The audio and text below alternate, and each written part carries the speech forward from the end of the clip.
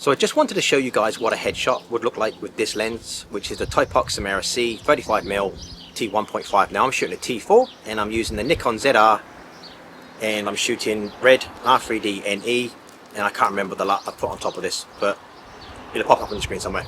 Now I've just finished editing the video and I forgot to mention at the beginning of the video that there's a discount code from Thypoch, so you guys can save yourself some money if you want to purchase one of these lenses. All the information is down below in the description.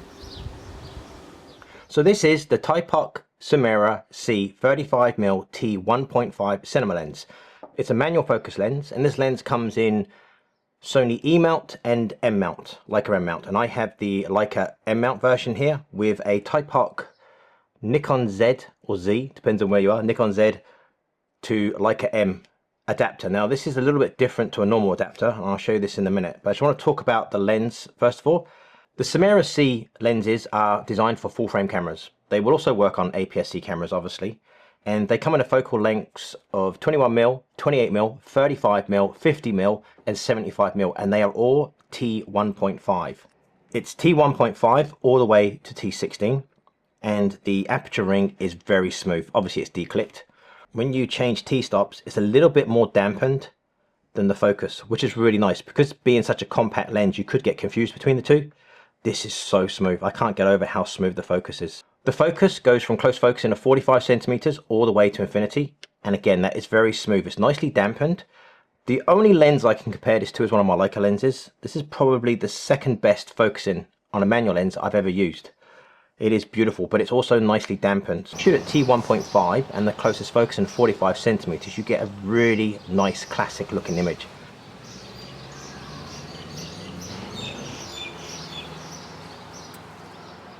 At T1.5 you do get a little tiny bit of color fringing like on these power lines.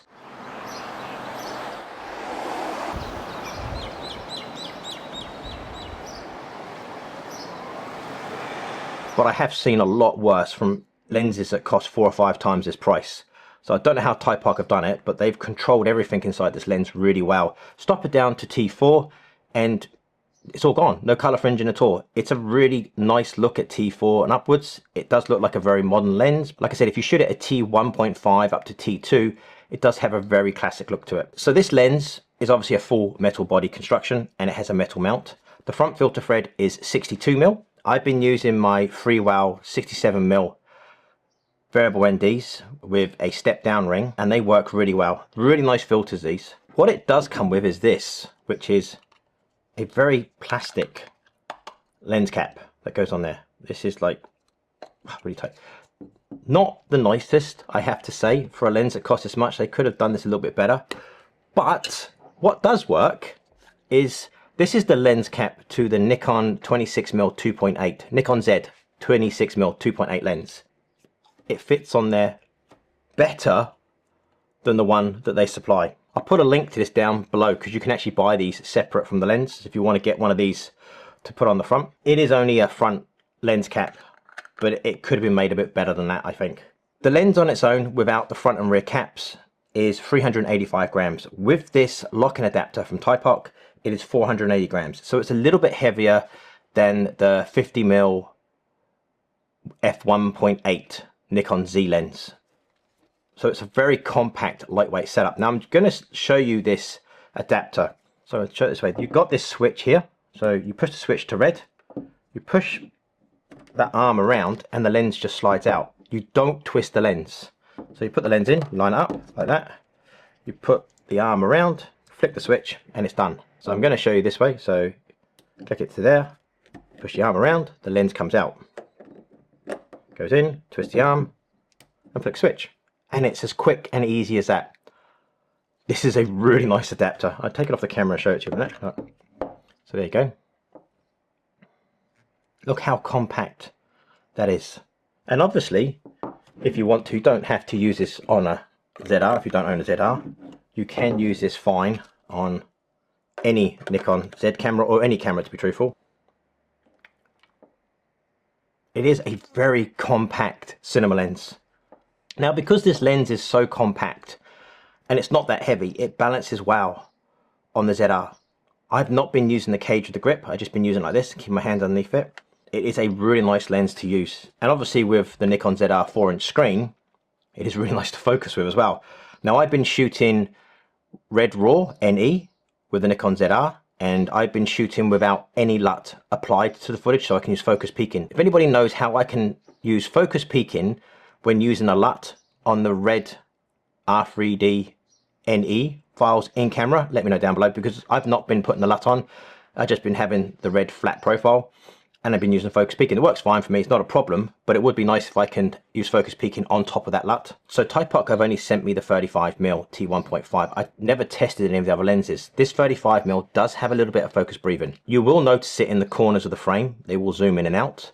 If you are pulling focus near to far, you're going to get that with a lens this size. Sorry, I don't care what anybody says. When you get such a compact lens, there is a trade-off.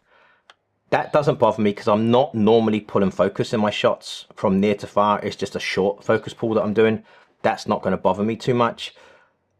And I'd rather have the focus breathing and have this compact lens and the image quality this lens produces than not have focus breathing and have a much bigger lens and not have the same image quality that I'm getting with this lens.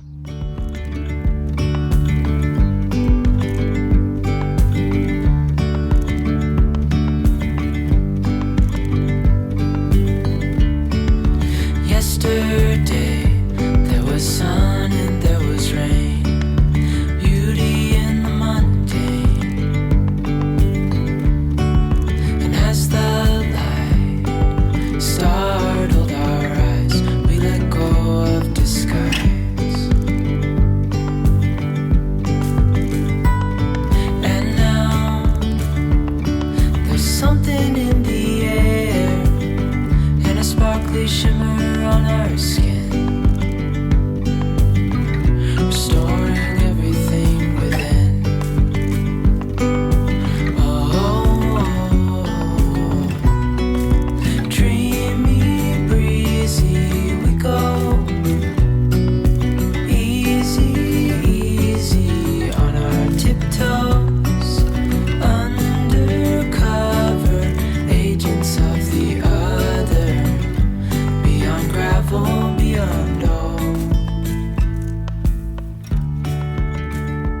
I am really grateful for Thypoch sending this lens out for me to test. I've been looking for a set of compact cinema lenses to use with the Nikon Z mount cameras because I've just switched back to Nikon. And I think I found them with these lenses.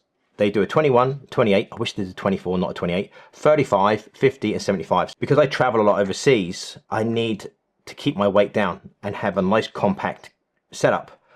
And I think these lenses are going to be perfect for that. I am super impressed with these lenses. And this adapter is just insane how well that works. Look at it.